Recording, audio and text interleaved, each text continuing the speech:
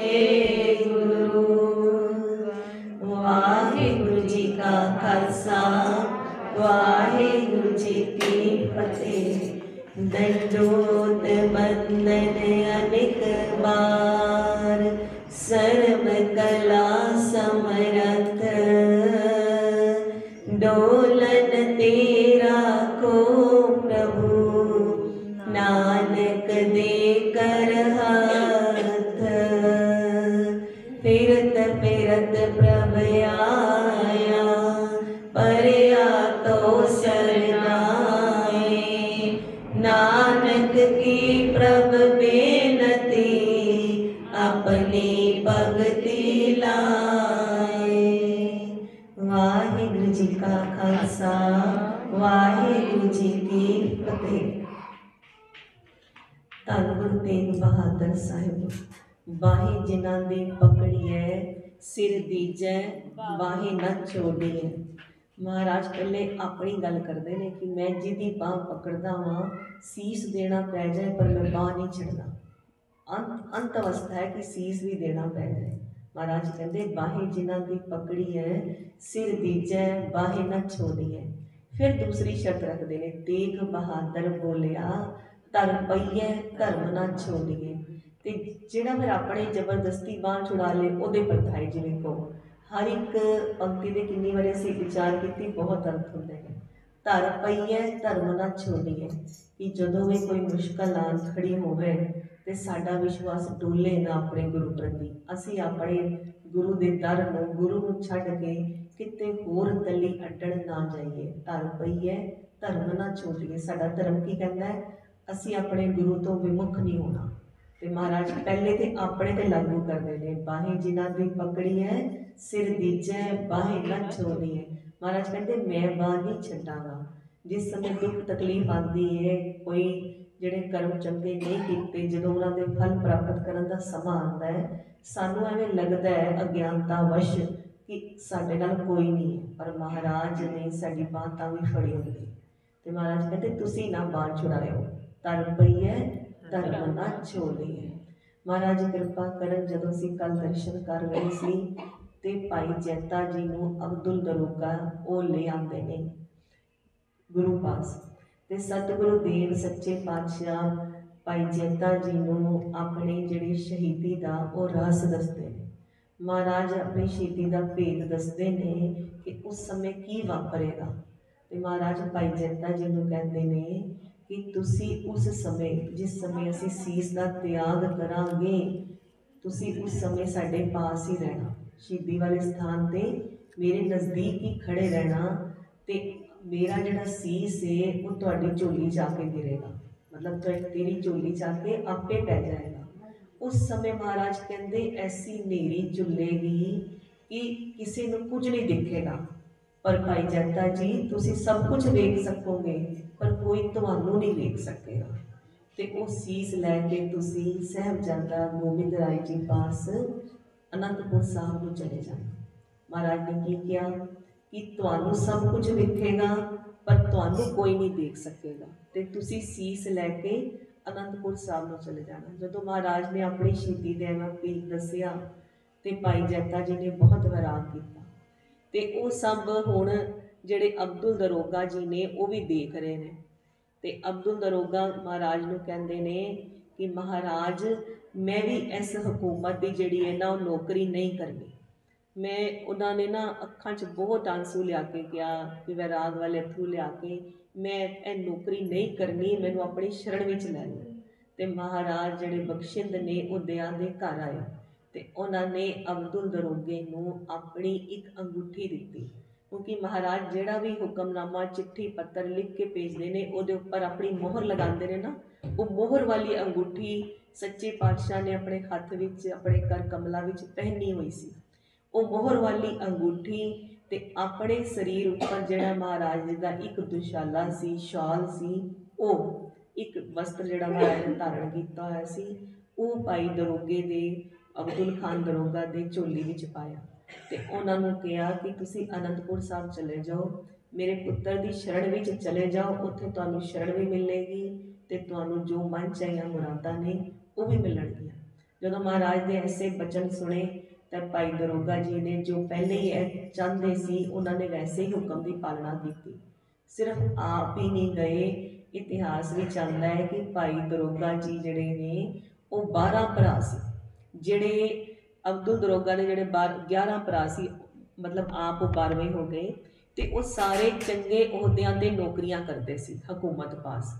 ਉਹਨਾਂ ਸਾਰਿਆਂ ਨੇ ਨੌਕਰੀ ਛੱਡ ਕੇ ਉਸੀ ਰਾਤ ਉਹ 12 ਦੇ 12 ਭਰਾ ਹਕੂਮਤ ਤੋਂ ਭਗੌੜੇ ਹੋ ਗਏ ਸੀ, ਤੇ ਉਹ ਇੱਥੇ ਦਿੱਲੀ ਛੱਡ ਕੇ 12 ਦੇ 12 ਭਰਾ ਧੰਨ ਗੁਰੂ ਗੋਬਿੰਦ ਸਿੰਘ ਮਹਾਰਾਜ ਦੀ ਸ਼ਰਨ ਵਿੱਚ ਅਨੰਦਪੁਰ ਸਾਹਿਬ ਚਲੇ ਗਏ।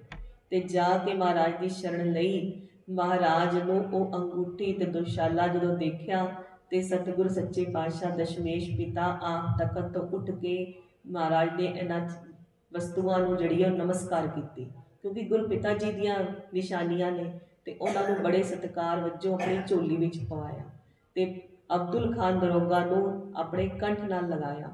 ਆਪਣੇ ਅਨੰਦਪੁਰ ਸਾਹਿਬ ਆਪਣੀ ਜਿਹੜੀ ਕਹਿ ਲਓ ਫੌਜ ਜੋ ਕੰਮ ਕਾਜ ਨੇ ਉਹਨਾਂ ਵਿੱਚ ਚੰਗੇ ਅਹੁਦਿਆਂ 'ਤੇ ਸਾਰੇ ਦੇ ਸਾਰੇ ਭਰਾਵਾਂ ਨੂੰ ਨੌਕਰੀ ਮਿਲੀ। ਇਹ ਸਾਰੇ ਭਰਾ ਫਿਰ ਬਾਅਦ 'ਚੋਂ ਮਹਾਰਾਜ ਨਾਲ ਲੱਗੇ ਹੀ ਰਹੇ ਸੇਵਾਵਾਂ ਵਿੱਚ, ਤੇ ਅੰਤ ਵਿੱਚ ਜੰਗਾਂ ਯੁੱਧਾਂ ਵਿੱਚ ਵੀ ਮਹਾਰਾਜ ਦੇ ਜਿਹੜੇ ਨੇ ਨਾਲ ਲੜੇ ਤੇ ਸ਼ਹੀਦੀਆਂ ਵੀ ਪ੍ਰਾਪਤ ਕੀਤੀਆਂ। ਦੇਖੋ ਮਹਾਰਾਜ ਸਾਰਾ ਜਿਹੜਾ ਹੁੰਦਾ ਨਾ, ਇੱਕ ਅਸੀਂ ਕਹੀਏ ਕਿ ਕੋਈ ਇਹ ਨਹੀਂ ਹੈ ਕਿ ਸਾਰਾ ਹੀ ਮੁਗਲ ਜਾਂ ਸਾਰੇ ਹੀ ਮੁਸਲਮਾਨ ਐਵੇਂ ਦੇ ਹੁੰਦੇ ਨੇ। ਧਰਮ ਨੂੰ ਖਰਾਬ ਕਰਨ ਵਾਲੇ ਕੁਝ ਕੁ ਲੋਕ ਹੁੰਦੇ ਨੇ, ਇਸ ਕਰਕੇ ਆਪਣੇ ਕਿਰਦਾਰ ਪ੍ਰਤੀ ਨਾ ਬੜੇ ਧਿਆਨ ਰੱਖਣਾ ਚਾਹੀਦਾ ਕਿ ਸਾਡੇ ਕਿਰਦਾਰ ਨੂੰ ਵੇਖ ਕੇ ਸਾਡੇ ਪੰਥ ਵੱਲ ਜਾਂ ਸਾਡੇ ਗੁਰੂ ਵੱਲ ਕੋਈ ਉਂਗਲ ਨਾ ਚੱਕਦੇ। ਆਪਣੇ ਕਿਰਦਾਰ ਪ੍ਰਤੀ ਹਮੇਸ਼ਾ ਸਾਵਧਾਨ ਰਹੋ। ਸਿੱਖੀ ਵਿੱਚ ਤੇ ਇਹ ਗੱਲ ਕਹੀ ਜਾਂਦੀ ਹੈ ਕਿ ਜੋ ਸਾਡਾ ਜੀਵਨ ਹੈ, ਜੋ ਸਾਡਾ ਕਿਰਦਾਰ ਹੈ, ਉਹ ਸਿੱਖੀ ਦਾ ਪ੍ਰਚਾਰ ਹੈ। ਪ੍ਰਚਾਰਕ ਹਰ ਕੋਈ ਹੈ, ਸਿਰਫ ਗਿਣੇ ਚੁਣੇ ਨਾ ਸਮਝੋ ਕਿ ਇਹ ਪ੍ਰਚਾਰ ਕਰਦੇ ਨੇ ਤੇ ਇਹ ਪ੍ਰਚਾਰਕ ਨਹੀਂ। ਅਸੀਂ ਸਾਰੇ ਪ੍ਰਚਾਰਕ ਹਾਂ ਮਹਾਰਾਜ ਦੇ। ਬਸ ਤੁਹਾਡਾ ਜਿਹੜਾ ਜੀਵਨ ਹੈ, ਜਿਹੜਾ ਵਿਹਾਰ ਹੈ, ਜਿਹੜਾ ਬੋਲ ਹੈ, ਉਹ ਐਵੇਂ ਦਾ ਹੋਣਾ ਚਾਹੀਦਾ ਕਿ ਮਹਾਰਾਜ ਦਾ ਪ੍ਰਚਾਰ ਕਰ ਰਿਹਾ ਹੋਏ। ਤੁਹਾਨੂੰ ਵੇਖ ਕੇ ਕੋਈ ਕਹੇ ਧੰਨ ਸਿੱਖੀ ਦੇ ਗੁਰੂ ਬੜੇ ਧੰਨ ਨੇ, ਇਹ ਬੜੇ ਧੰਨ ਨੇ ਜਿਹੜੀ ਉਸ ਦਰ ਨਾਲ ਲੱਗੇ ਹੋਏ ਨੇ, ਇਵੇਂ ਤੁਹਾਡਾ ਜੀਵਨ ਹੋਣਾ ਚਾਹੀਦਾ। ਤੁਹਾਨੂੰ ਵੇਖ ਕੇ ਕੋਈ ਵਾਹ ਵਾਹ ਕਹੇ ਕਿ ਵਾਹਿਗੁਰੂ ਜਿੱਥੇ ਜਾਂਦੇ ਨੇ ਉਸ ਦਰ 'ਤੇ ਬਖਸ਼ਿਸ਼ਾਂ ਲੈਣ ਵਾਸਤੇ ਕੋਈ ਹੋਰ ਵੀ ਆ ਜਾਏ ਤੁਹਾਡੀ ਪ੍ਰੇਰਨਾ ਸਦਕਾ, ਇਵੇਂ ਦੇ ਮਹਾਰਾਜ ਦੀ ਕਿਰਪਾ ਨਾਲ ਆਪਣੇ ਜੀਵਨ ਬਣਾਉਣ ਦੇ ਯਤਨ ਕਰਨੇ। ਜਦੋਂ ਮਹਾਰਾਜ ਨੇ ਐਵੇਂ ਉਹਨਾਂ ਨੂੰ ਤੋਰ ਦਿੱਤਾ, ਉੱਥੇ ਪਹੁੰਚ ਗਏ, ਤੇ ਜਿਹੜਾ ਸਿੱਖ ਗੁਰਤਾ ਗੱਦੀ ਦਾ ਲੈ ਕੇ ਜਾ ਰਹੇ ਸੀ ਨਾਰੀਅਲ ਤੇ 5 ਪੈਸੇ, ਉਹ ਵੀ ਅਨੰਦਪੁਰ ਸਾਹਿਬ ਪਹੁੰਚੇ ਨੇ। ਮਹਾਰਾਜ ਨੇ ਉਹ ਵੀ 5 ਪੈਸੇ ਤੇ ਨਾਰੀਅਲ ਖੜੇ ਹੋ ਕੇ ਨਮਸਕਾਰ ਕਰਕੇ ਬੜੇ ਅਦਬ ਸਤਿਕਾਰ ਨਾਲ ਆਪਣੀ ਝੋਲੀ ਵਿੱਚ ਪਵਾਏ ਨੇ। ਤੇ ਸਾਰੇ ਹੁਣ ਅਨੰਦਪੁਰ ਸਾਹਿਬ ਵਿੱਚ ਇਹ ਖਬਰ ਹੋ ਜਾਂਦੀ ਹੈ ਕਿ ਗੁਰਤਾ ਗੱਦੀ ਗੋਬਿੰਦ ਰਾਏ ਜੀ ਪਾਸ ਆ ਗਈ। ਇਸ ਦਾ ਇੱਕ ਅਰਥ ਇਹ ਵੀ ਹੈ ਕਿ ਹੁਣ ਮਹਾਰਾਜ ਜੋਤੀ ਜੋਤ ਸਮਾ ਜਾਣਗੇ, ਕਿਉਂਕਿ ਹਰ ਵਾਰੀ ਜਦੋਂ ਗੁਰੂ ਸਾਹਿਬ ਜੋਤੀ ਜੋਤ ਸਮਾਣਾ ਹੁੰਦਾ ਹੈ ਤੇ ਉਸ ਤੋਂ ਪਹਿਲੇ ਗੁਰਤਾ ਗੱਦੀ ਅਰਪਣ ਕਰਦੇ ਨੇ। ਪਰ ਫਿਰ ਵੀ ਮਾਤਾ ਗੁਜਰ ਕੌਰ ਜੀ ਤੇ ਮਾਤਾ ਨਾਨਕੀ ਜੀ ਦੀ ਇਹ ਬਹੁਤ ਰੀਝ ਹੈ ਕਿ ਦਰਸ਼ਨ ਹੋਣ। ਦਰਸ਼ਨਾਂ ਦੀ ਉਹਨਾਂ ਨੂੰ ਬਹੁਤ ਤਾਂਘ ਹੈ, ਜਿਸ ਕਰਕੇ ਉਹਨਾਂ ਨੇ ਉਸ ਸਿੱਖ ਨੂੰ ਭੇਜਿਆ ਜੋ ਅਨੰਦਪੁਰ ਸਾਹਿਬ ਤੋਂ ਚੱਲ ਕੇ ਦਿੱਲੀ ਜਾ ਰਿਹਾ, ਤੇ ਮਹਾਰਾਜ ਨੂੰ ਸੁਨੇਹਾ ਵੀ ਮਿਲਦਾ ਹੈ ਤੇ ਮਹਾਰਾਜ ਨੇ ਜਿਹੜੀ ਉਹ ਬੇਨਤੀ ਵੀ ਸਵੀਕਾਰ ਕਰਦੇ ਨੇ। ਤੇ ਜਦੋਂ ਮਹਾਰਾਜ ਦੀ ਸ਼ਹੀਦੀ ਹੋ ਜਾਏਗੀ ਤੇ ਸੀਸ ਰੂਪ ਵਿੱਚ ਦਰਸ਼ਨ ਦੇਣ ਮਹਾਰਾਜ ਅਨੰਦਪੁਰ ਸਾਹਿਬ ਤੱਕ ਜਾਣਗੇ, ਜਿਹੜਾ ਭਾਈ ਜੈਤਾ ਜੀ ਨੂੰ ਮਹਾਰਾਜ ਨੇ ਭੇਜ ਸਮਝਾਇਆ। ਇਹ ਮਹਾਰਾਜ ਦਾ ਹੁਣ ਜਿਹੜਾ ਸ਼ਹੀਦੀ ਸਾਕਾ ਵਰਤਾਉਣ ਦਾ ਸਮਾਂ ਆ ਗਿਆ ਹੈ, ਜਿਨ੍ਹਾਂ ਮਹਾਰਾਜ ਦੇ ਪੁਰਖਾਂ ਅਸੀਂ ਕਹਿ ਰਹੇ ਹਾਂ, ਤੇਗ ਬਹਾਦਰ ਸਿਮਰਿਆ ਕਰ ਨੌ ਨਿਧ ਆਵੇ ਤਾਏ ਸਭ ਥਾਈ ਹੋਏ ਸਹਾਏ। ਨੌ ਤਰ੍ਹਾਂ ਦੇ ਖਜ਼ਾਨੇ ਮੰਨੇ ਜਾਂਦੇ ਨੇ। 9 ਨਿਧ 9 ਖਜ਼ਾਨੇ, ਨਿਧ ਮਤਲਬ ਖਜ਼ਾਨਾ। 9 ਤਰ੍ਹਾਂ ਦੇ ਜਿਹੜੇ ਖਜ਼ਾਨੇ ਮੰਨੇ ਜਾਂਦੇ ਨੇ, ਉਹ ਸੰਸਾਰ ਵਿੱਚ ਮਤਲਬ ਜਿੰਨੇ ਵੀ ਖਜ਼ਾਨੇ ਨੇ ਨਾ, ਜੋ ਵੀ ਦਾਤਾਂ ਨੇ, ਉਹ 9 ਤਰ੍ਹਾਂ ਦੇ ਪ੍ਰਕਾਰਾਂ ਵਿੱਚ ਆ ਜਾਂਦੀਆਂ। ਜਿਵੇਂ ਕਹਿ ਲਓ ਸਿਹਤ ਤੋਂ ਲੈ ਕੇ ਰੁਪਏ ਪੈਸੇ ਧੇਲੇ ਤੱਕ ਜੋ ਵੀ ਦਾਤਾਂ ਚਾਹੀਦੀਆਂ ਹੁੰਦੀਆਂ ਨੇ, ਉਹ 9 ਨਿਧ ਵਿੱਚ ਆ ਗਈਆਂ। ਕਹਿੰਦੇ ਅਮੀਰ ਲੋਕ ਤੇ ਬੜੇ ਹੁੰਦੇ ਨੇ। ਹੁਣ ਅਗਰ ਮਹਾਰਾਜ ਨੂੰ ਕਹਿ ਰਿਹਾ ਕਿ ਜੇ ਮਹਾਰਾਜ ਨੂੰ ਸਿਮਰੀਏ, ਯਾਦ ਕਰੀਏ, ਚਿੰਤਨ ਕਰੀਏ ਮਹਾਰਾਜ ਦਾ, ਮਹਾਰਾਜ ਨੂੰ ਆਪਣੇ ਚਿਤਵਨ ਵਿੱਚ ਲੈ ਕੇ ਆਈਏ, ਤੇ ਸਾਨੂੰ ਇਹ ਸਾਰੇ ਖਜ਼ਾਨੇ ਪ੍ਰਾਪਤ ਹੁੰਦੇ ਨੇ। ਤੇ ਜਿਹੜੇ ਅਮੀਰ ਲੋਕ ਨੇ, ਕਿਆ ਉਹਨਾਂ ਨੂੰ ਵੀ ਚਿਤਵਨ ਕਰਨ ਨਾਲ ਪ੍ਰਾਪਤ ਹੁੰਦੇ ਨੇ? ਨਹੀਂ, ਉਹ ਅਮੀਰ ਹੋਣਗੇ, ਆਪਣੇ ਘਰ ਨੇ, ਪਰ ਉਹਨਾਂ ਵਿੱਚ ਦੇਣ ਦੀ ਸਮਰੱਥਾ ਨਹੀਂ ਹੈ। ਮਹਾਰਾਜ ਪਾਸ ਖਜ਼ਾਨੇ ਵੀ ਸਾਰੇ ਨੇ ਤੇ ਦੇਣ ਦੇ ਸਮਰੱਥ ਵੀ ਨੇ, ਆਪਣੇ ਵਰਗਾ ਬਣਾਉਣ ਦੇ ਸਮਰੱਥ ਨੇ। ते करके 10वें पातशाह ने कहा भी तेग बहादुर सिमरिया जे उन्होंने याद करिए, उन्हों का चिंतन करिए तो सारे खजाने देंदे ने। वो सारे खजाने नाम दे खजाने, नौनित अमृत प्रभ का नाम दे ही मैं इसका विसराम। महाराज हर तरह की दात जिहड़ी भी असीं सोच सकते हैं, तो जिहड़ी असीं नहीं भी सोच सकते, वो सानू महाराज गुरु प्रसाद के रूप विच दिंदे ने। महाराज दे अपने बहुत बचपन च जिहड़ा वचन है ना, एक महाराज ने दिता कि हमरे वर्तन एह सुभाओ, सहजे आवे सहजे जाओ। हमरे वर्तन एह सुभाओ, सहजे आवे सहजे जाओ। देखो इस वाक का की अर्थ है कि मेरे जिहड़ा वर्तन है, जो भी मैं विहार करदा, मेरा जो सुभाव है वो की है कि सहजे ही दातां आंदियां ने ते सहजे ही वरता दित्तियां जांदियां ने। जदों महाराज की आयु केवल 4 या 5 वरियां दी है तो महाराज के वड्डे भरा गुरदित्ता जी का आनंद कारज होना है, बरात जानी है बटाले, तो बहुत ही ठंड का मौसम है। तो महाराज को माता नानकी जी ने यह जान के कि वड्डे भरा का विआह है, तो जिवें छोटे भरा नूं बहुत सजाते हैं, बहुत सोहने कपड़े पा के सजाया।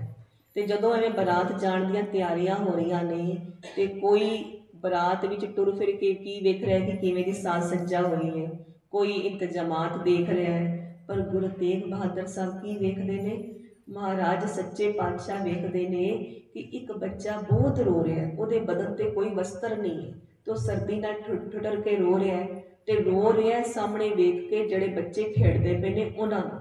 ते महाराज कहते हैं भी क्यों रोंदा है? कहते जी मैं खेडना है।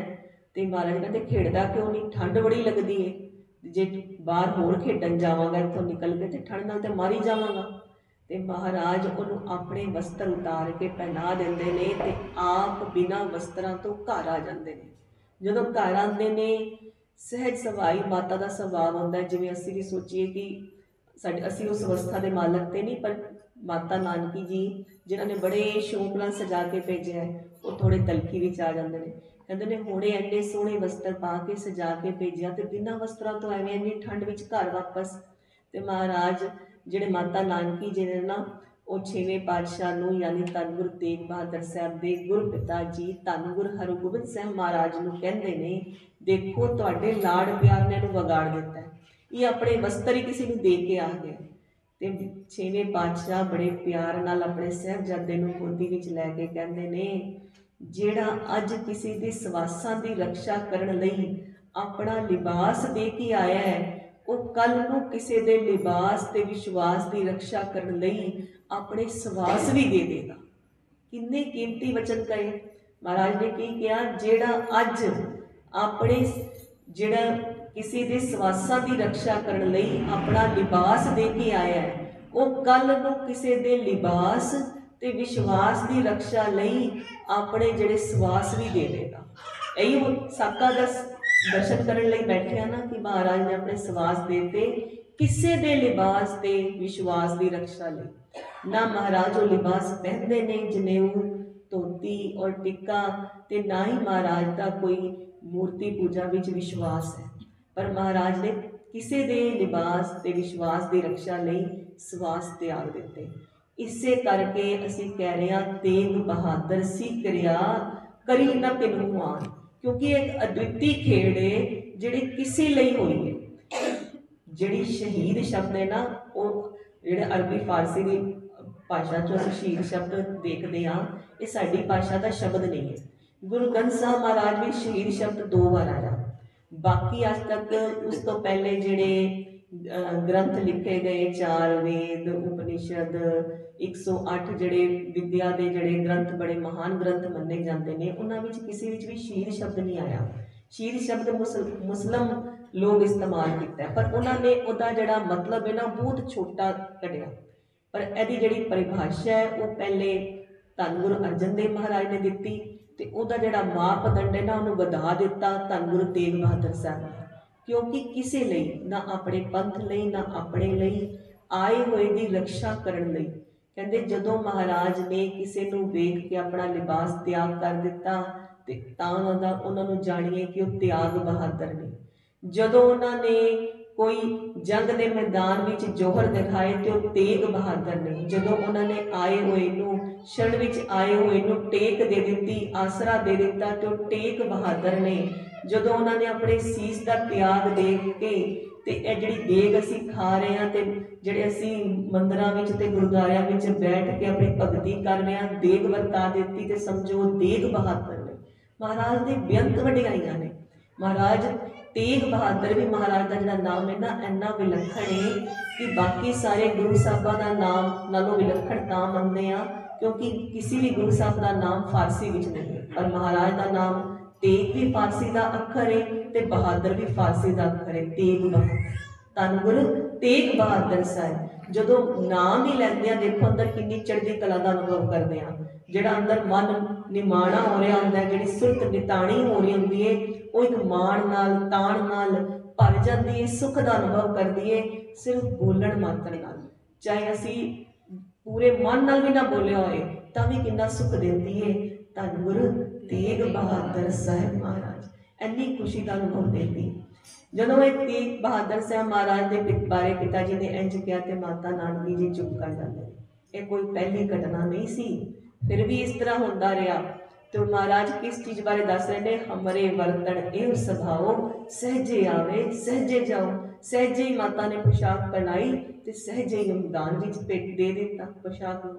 कहते एक बारी महाराज एवं बाहर जाते हैं तो बड़े सोहने घोड़े थे, सोहनी पोशाक, हाथ में बड़े सोने के सोहने कंगन पहने हुए जदों बाहर जाते रहे तो एक मरासी है जड़ा वो परमात्मा के गुण गा रहे।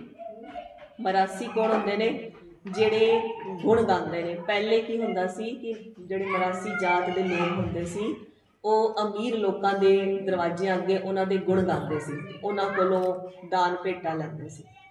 जदों धन गुरु नानक पातशाह ने, मरदाना जी भी मरासी सी, उन्होंने कहा कि यह लोगों के गुण गाने छड्ड ते परमात्मा के गुण गा ते मेरे नाल आ जा।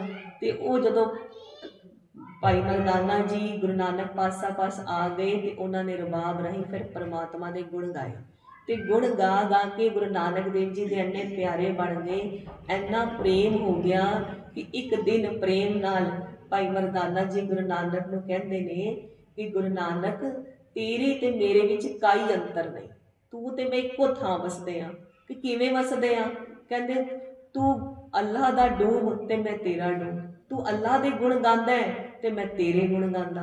कहंदे तेरा कहा अल्लाह मनदा है ते मेरा कहा तू मनदा है। साडे सतगुरु कैसे ने, जाका कहा दरगाह चले। कहंदे मेरा तेरा कहा अल्लाह मनदा है, वाहिगुरु मनदा है ते मेरा कहा तू मनदा है, ते तेरे मेरे च अंतर की होया, असीं दोनों ते इक्को थां वसदे आ। इन्ना प्रेम पै गया सी भाई मरदाना जी का गुरु नानक पातशाह नाल। एक घर ऐसा है कि इस असीम प्रेम नूं इस घर ही प्रवान किया जाता है। कहते उहिओ समझो कि मिराज जात दे एक जदों मिरासी पासों एवें धन गुरु तेग बहादुर साहब ने परमात्मा के गुणों का गान सुनिया तो उन्होंने अपने कंगन भी ला के देते ते घोड़ा भी उन्होंने दे के आ गए। आप घर बिना कंगना तो बिना कीमती चीज़ों तो पैदल चल के आ रहे हैं। फिर माता जी कहते फिर उहिओ गल ए की कीता ते फिर महाराज हमरे वर्तन ए सुभाओ सहजे आवे सहजे जाओ। देखो इहो सिद्धांत साडे गुरु घरां दा, प्रबंधक कमेटियां दा। जदों असी गुरु इतिहास के श्रवण करते हैं, दर्शन करते हैं या महापुरखों के दर्शन करते हैं ना जीवन के, तो मंतव की होंदा है कि साडा प्रेम वधे, श्रद्धा वधे, तो सानू सीख मिले कि मोरल लैसन की है। हुण ये मोरल लैसन है कि जिहड़ा सहजे ही गोलक विच आ रहा है वो सहजे ही वरताना है। वो किस वास्ते आ रहा है? सहजे आवे सहजे जाओ। इस सिद्धांत को लागू करने की जरूरत होती है। सारे जो भी असी चाहे कोई कमेटियां चलाते हैं, चाहे कोई असी कहिए NGO चलाते हैं, कुछ भी चलाते हैं, तो महाराज का की सिद्धांत है, हमरे वर्तन ए स्वभाव सहजे आवे सहजे जाओ। महाराज ने इन्ना सोहना सिद्धांत दिता। कहते फिर कि अगे चलीए तो महाराज का जो छोटी उम्र में ही हले आनंद कारज होंदा है तो लखनौर साहब के रहने वाले ने भाई लाल चंद जी ते जिहड़ी उन्हां दी माता ने, माता उन्हां दे जिहड़े पत्नी ने बिशन कौर जी, उन्हां दी जिहड़ी सपुत्री है जिन्हां नूं असीं कहने माता गुजर कौर जी, माता गुजरी जी, उन्हां नाल जदों आनंद कारज हो रहा है तो इत्थे इन्ना सोहना वृतांत होंदा है कि जदों ਉਹ ਗੁਰੂ ਘਰ ਦੇ ਸੇਵਕ ਨੇ, ਪਰ ਹੁਣ ਕੁਰਮਾਚਾਰੀ ਹੋ ਰਹੀ ਹੈ, ਹੁਣ ਮਿਲਣੀ ਦੀ ਰਸਮ ਹੋਣੀ ਹੈ। ਤੇ ਭਾਈ ਲਾਲ ਚੰਦ ਜੀ 6ਵੇਂ ਪਾਤਸ਼ਾਹ ਨੂੰ ਕਹਿੰਦੇ ਨੇ ਕਿ ਅਸੀਂ ਤੇ ਤੁਹਾਡੇ ਦਰ ਘਰ ਤੇ ਨਿਮਾਣੇ ਜੇ ਸੇਵਕ ਹਾਂ, ਤੁਹਾਡੇ ਕੋਲ ਹੀ ਦਾਤਾਂ ਲੈਣ ਵਾਲੇ ਹਾਂ। ਸਾਡੇ ਪਾਸ ਐਸਾ ਗਰੀਬਾਂ ਪਾਸ ਕੋਈ ਵਸਤੂ ਨਹੀਂ ਜਿਹੜੀ ਆਪ ਜੀ ਨੂੰ ਦਿੱਤੀ ਜਾ ਸਕੇ। ਇੱਕ ਇਹ ਬੇਟੀ ਤੋਂ ਇਲਾਵਾ ਸਾਡੇ ਕੋਲ ਕਹਿੰਦੇ ਕੁਝ ਵੀ ਦੇਣ ਯੋਗ ਨਹੀਂ ਹੈ। ਤੇ ਅੱਗੋਂ 6ਵੇਂ ਪਾਤਸ਼ਾਹ ਕੀ ਕਹਿੰਦੇ ਨੇ, ਮਹਾਰਾਜ ਜੋ ਕਹਿੰਦੇ ਨੇ, ਬੜੇ ਧਿਆਨ ਨਾਲ ਸੁਰ ਟਿਕਾ ਕੇ ਸੁਣਨਾ। ਮਹਾਰਾਜ ਕਹਿੰਦੇ ਹਿਰਦੈ ਅੰਗ ਤਨੂਜਾ ਦੀਨੀ, ਹਿਰਦੈ ਅੰਗ ਤਨੂਜਾ ਦੀਨੀ, ਔਰ ਵਸਤ ਤਹਿ ਕਿਆ ਰੱਖ ਲੀਨੀ। ਮਹਾਰਾਜ ਕਹਿੰਦੇ ਜਿਹੜਾ ਹਿਰਦੇ ਜਿਗਰ ਦਾ ਟੁਕੜਾ ਤਨੂਜਾ ਆਪਣੀ ਬੇਟੀ ਦੇ ਦਿੱਤੀ, ਇਸ ਤੋਂ ਇਲਾਵਾ ਤੇਰੇ ਕੋਲ ਕੀਮਤੀ ਚੀਜ਼ ਘਰ ਬਚੀ ਕਿਹੜੀ ਜਿਹੜੀ ਤੂੰ ਸਾਡੇ ਕੋਲ ਛੁਪਾ ਕੇ ਰੱਖ ਲਿੱਤੀ। ਹਿਰਦੈ ਅੰਗ ਤਨੂਜਾ ਦੀਨੀ, ਔਰ ਵਸਤ ਤਹਿ ਕਿਆ ਰੱਖ ਲੀਨੀ, ਹੋਰ ਕਿਹੜੀ ਵਸਤ ਜਿਹੜੀ ਤੂੰ ਰੱਖ ਲੈਣੀ ਸੀ ਇਸ ਤੋਂ ਇਲਾਵਾ। ਇਹ ਸਿਧਾਂਤ ਅਗਰ ਅੱਜ ਅਸੀਂ ਲਾਗੂ ਕਰ ਲਈਏ ਆਪਣੇ ਘਰਾਂ ਵਿੱਚ ਕਿ ਜਿਹਨੇ ਆਪਣੀ ਧੀ ਦੇ ਦਿੱਤੀ ਉਹਨੇ ਸਭ ਕੁਝ ਦਿੱਤੇ, ਤਾਂ ਧੀ ਤੋਂ ਇਲਾਵਾ ਜਿਗਰ ਦੇ ਟੁਕੜੇ ਤੋਂ ਇਲਾਵਾ ਦੇਣ ਵਾਸਤੇ ਹੋਰ ਕਿਹੜਾ ਵਿਸ਼ੇਸ਼ ਚੀਜ਼ ਸੀ ਘਰ ਜਿਹੜੀ ਦੇ ਦੇਣੀ ਸੀ। ਇਹਨੂੰ ਇੰਝ ਨਾ ਜਾਣਨਾ ਕਿ ਇਹ ਜਿਹੜੀ ਸਿੱਖਿਆ ਹੈ ਉਹ ਪੁਰਸ਼ ਸਮਾਜ ਲਈ ਹੈ। ਅਸੀਂ ਸਾਰੀ ਭੈਣਾਂ ਬੈਠੇ ਹਾਂ ਵੀ ਸਾਡੇ ਲਈ ਇਹ ਹੈ ਨਹੀਂ ਕਿ ਉਹ ਚਾਹਣ ਤੇ ਇਹ ਲਾਗੂ ਹੋ ਸਕਦਾ ਹੈ। ਨਹੀਂ, ਲਾਗੂ ਤਾਂ ਅਸੀਂ ਕਰਨਾ ਹੈ। ਜੇ ਅਸੀਂ ਆਪਣੇ ਸਰਦਾਰ ਜੀ ਪਾਸੋਂ ਬਾਕੀ ਸਾਰੀ ਚੀਜ਼ਾਂ ਮਨਵਾ ਸਕਦੇ ਹਾਂ ਨਾ, ਤੇ ਇਹ ਵੀ ਗੱਲ ਮਨਵਾ ਸਕਦੇ ਹਾਂ ਕਿ ਜਦੋਂ ਮੈਂ ਪੁੱਤਰ ਦਾ ਵਿਆਹ ਕਰਨਾ ਹੈ ਤੇ ਜਿਹਨੇ ਆਪਣੀ ਧੀ ਦੇਤੀ ਉਹਨੇ ਸਭ ਕੁਝ ਦੇ ਦਿੱਤਾ। ਦੇਖੋ 90 ਤੋਂ 1 ਮਿੰਟ ਨੂੰ ਬਾਹਰ ਲੈ ਕੇ ਚਲੇ ਜਾਓ ਜੀ, 90 ਤੋਂ 95% ਜਿਹੜੇ ਨੇ ਉਹ ਜਿਹੜੇ ਹੁੰਦੇ ਨੇ ਘਰ ਦੇ ਜੀ, ਜਿਹੜੇ ਵੀਰ ਹੁੰਦੇ ਨੇ, ਉਹ ਤੁਹਾਡੀ ਗੱਲ ਮੰਨਣਗੇ। ਉਹੀ 5% ਨੂੰ ਮਨਾਉਣਾ ਔਖਾ ਹੋਏਗਾ ਜਿਨ੍ਹਾਂ ਨੂੰ ਇਹ ਗੱਲ ਨਹੀਂ ਸਮਝ ਆਏਗੀ ਕਿ ਬਈ ਅਸੀਂ ਦਾਜ ਨਹੀਂ ਲੈਣਾ। ਵੈਸੇ ਉਹ ਤੁਹਾਡੇ ਕਹੇ ਤੇ ਇਹ ਗੱਲ ਨੂੰ ਮੰਨਣਗੇ। ਇਹ ਸਾਡੀ ਭੈਣਾਂ ਦਾ ਹੀ ਹੁੰਦਾ ਹੈ, ਜ਼ਿਆਦਾਤਰ ਦੇਖਣ ਵਿੱਚ ਆਉਂਦਾ ਹੈ ਕਿ ਨਹੀਂ ਇਹ ਕੰਮ ਕਰਨ ਦਿਓ, ਇਸ ਤਰ੍ਹਾਂ ਹੋਣਾ ਚਾਹੀਦਾ ਹੈ, ਇਹ ਰਿਵਾਜ ਹੁੰਦਾ ਹੈ। ਜਿਹਨੇ ਆਪਣੀ ਅਸੀਂ ਜੋ ਭੋਗਿਆ ਹੈ, ਦੇਖੋ ਤੁਸੀਂ ਜੋ ਦੇਖਿਆ ਹੋਏਗਾ ਆਪਣੇ ਘਰ ਤੁਹਾਡੇ ਮਾਤਾ ਪਿਤਾ ਨੇ ਕਿਵੇਂ ਤਿਆਰੀਆਂ ਕੀਤੀਆਂ, ਕਿੱਥੋਂ ਕਿੱਥੋਂ ਇੰਤਜ਼ਾਮਾਤ ਕੀਤੇ, ਕੀ ਗੱਲ ਕਿਸੇ ਦੀ ਸੁਣੀ ਦੇਖੀ। ਤੁਸੀਂ ਆਪਣੀ ਹੋਰ ਭੈਣ ਨਾਲ ਕੀ ਦੇਖਿਆ, ਜੇ ਤੁਹਾਡੇ ਨਾਲ ਨਹੀਂ ਹੋਇਆ ਤੇ ਕਿਸੇ ਹੋਰ ਦਾ ਸੁਣਿਆ। ਜੋ ਅਸੀਂ ਦੇਖਿਆ ਸੁਣਿਆ ਉਹ ਤੋਂ ਸੀਖ ਲਓ ਕਿ ਮਹਾਰਾਜ ਦਾ ਜੋ ਜੀਵਨ ਸੁਣ ਰਹੇ ਹਾਂ ਕ੍ਰਾਂਤੀਕਾਰੀ ਜੀਵਨ ਹੈ। ਸਿੱਖੀ ਤੇ ਹੈ ਹੀ ਕ੍ਰਾਂਤੀ, ਆਪਣੇ ਘਰ ਤੋਂ ਹੀ ਕ੍ਰਾਂਤੀ ਸ਼ੁਰੂ ਕਰਨੀ ਚਾਹੀਦੀ ਹੈ ਕਿ ਮਹਾਰਾਜ ਦੇ ਜੀਵਨ ਤੋਂ ਸਿੱਖ ਮਿਲੀ ਕਿ ਜਿਹਨੇ ਆਪਣੀ ਧੀ ਦਿੱਤੀ ਉਹਨੇ ਸਭ ਕੁਝ ਦਿੱਤਾ। ਗੁਰੂ ਨਾਨਕ ਪਾਤਸ਼ਾਹ ਜਦੋਂ ਅਸੀਂ ਪੜ੍ਹਦੇ ਹਾਂ, ਹੋਰ ਮਨਮੁਖ ਦਾਰ ਜੇ ਰੱਖ ਦਿਖਾਲੇ ਸੋ ਕੂੜ ਅਹੰਕਾਰ ਕਛ ਪਾਜੋ।